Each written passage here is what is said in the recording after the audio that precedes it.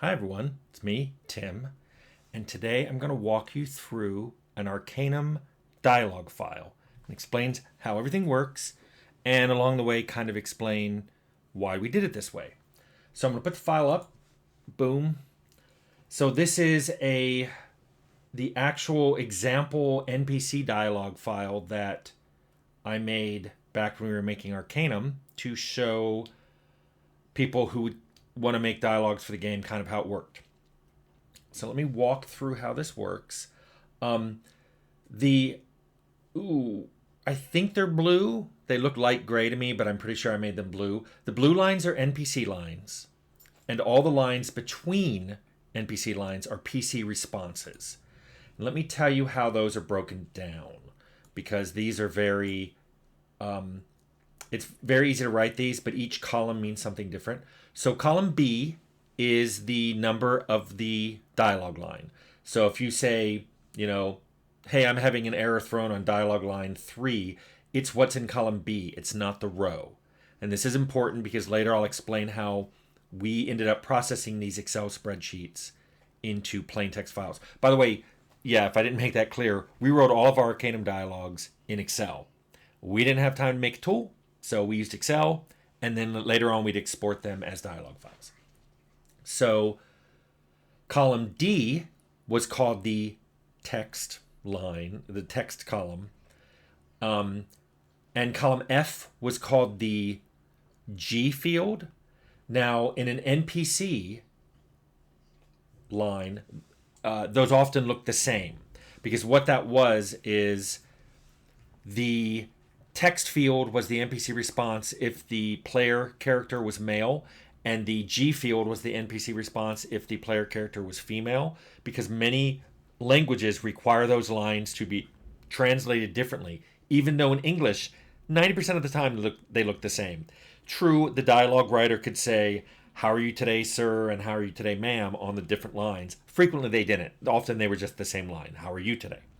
So we had to include that for the localization reasons. Then the H column was the IQ field. If it was a number, it was the minimum IQ that the player needed, or the player needed to say that line. I don't believe it was used in. Yes, it was not used for NPCs. They could automatically say their line. Now, if the I field is negative, that means it's a maximum IQ.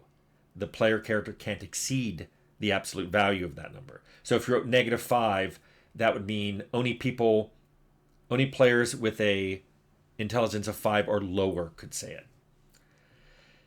And then the J field is the test field. The test field is a test to see if the player can even say that line. Again, this was left empty on NPC lines, so NPCs could just always say their line if they got directed to by a script. But the player character, you'd only see that line appear in their list of options if they matched it, if the tests in here. I'll go over in a second what the tests are. There are a lot of them. The L column is the response line. This is if this line is selected by the player, even if it's generated dialogue, which I'll talk about, it will ultimately jump to that line in the dialogue file as the next NPC response, unless it was a 0. If it's a 0, that means we're done. This is an exit line. If it's negative, then it means take the absolute value of that line and jump into the associated dialogue script and run the script commands that are there. This was only done if there were too many script commands you wanted to run that would fit in the next field and the final field, which is the N column, which is called the result field. The result field are script elements. They're very similar to scripts. They were just a few opcodes that would be executed if it was a player line. If the player selects this line, then the result fields are run. If an NPC speaks the line, then the result field is executed.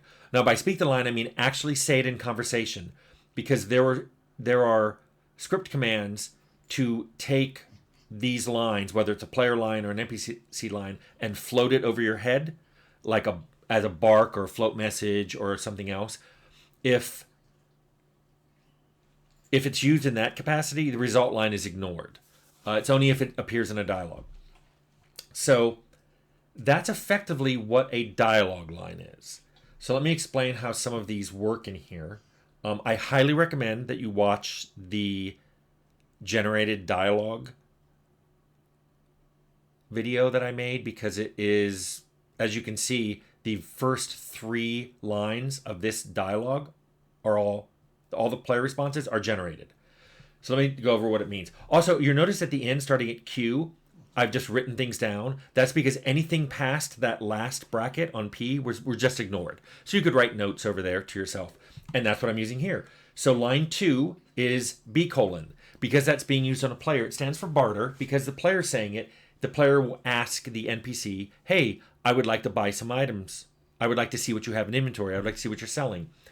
And it opens up an entire subtree where the NPC agrees to do it, and then opens up the UI for bartering. And then when that is done, it would go to line 8, which if you look at line 8 is the NPC going, is there anything else? Line 3 is U:12. U: is asking the NPC to use a skill on your behalf. They're all numbered. Skill 12 was repair. So this would generate a line saying, for the player saying, I would like you to repair something for me. And again, that would make an entire generated subtree where you would select the item you want repaired. The NPC would tell you how much it would cost.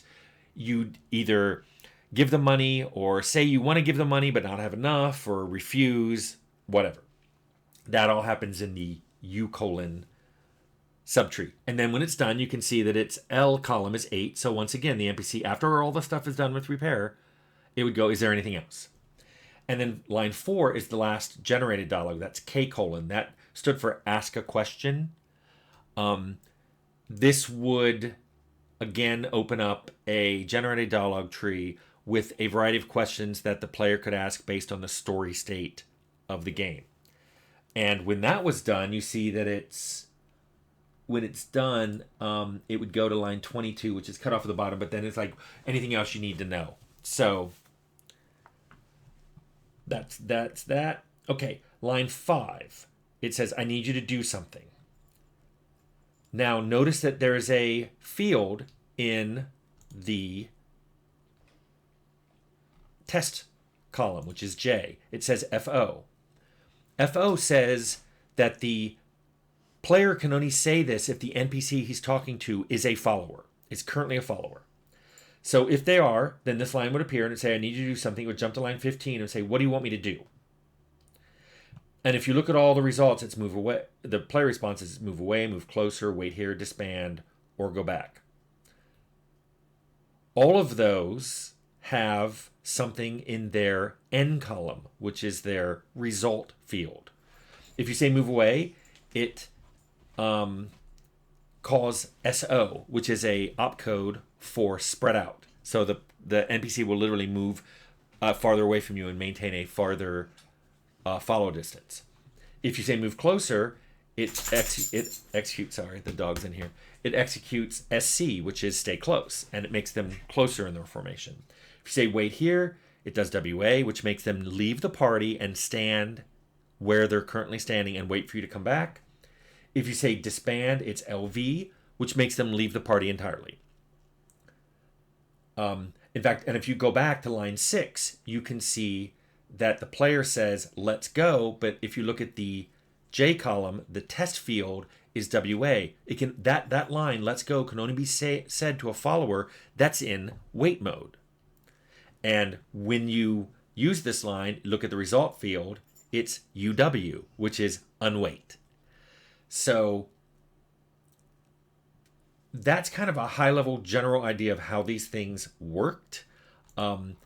Just to give you an idea, the there were a huge number of test codes. Not all of them could be used on both PCs and NPCs.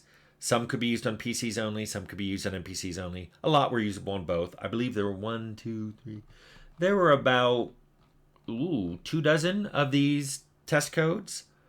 There were also, in the result fields, the things that could happen, there was also probably another 2 dozen of those.